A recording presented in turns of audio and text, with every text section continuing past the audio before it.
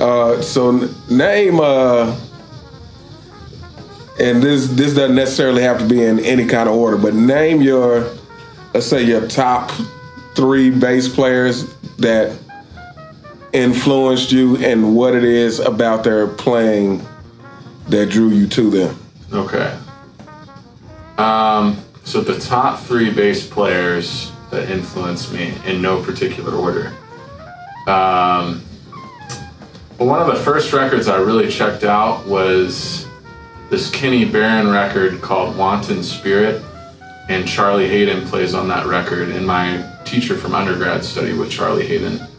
So I think he was probably my first influence, just because of the way of his sound, of his ability to make one note sound like that's the only note that needed to be there.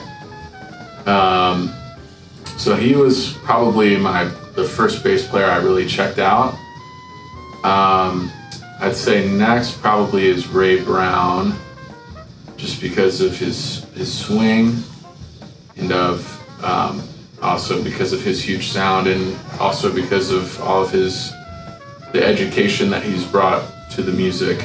I think he made it so whenever I watched a master class or something, I was able to understand what I needed to do as a bass player. And then also probably, I would say Paul Chambers, just because of his creative bass lines and because of his creative soloing. All right. So besides jazz, what other types of music would you say you're like really into? Let me think about it for a sec. What if I don't have anything else, man? I'm just kidding.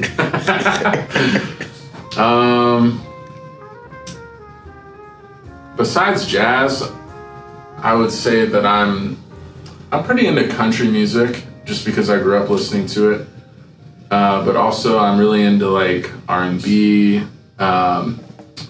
Motown, like anything with like James Jamerson or Willie Weeks, any of that stuff. I'm all into all that. So.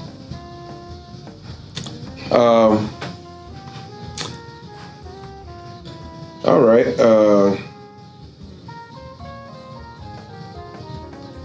So when you're playing music, what is it that well, first of all, what do you want to accomplish in music?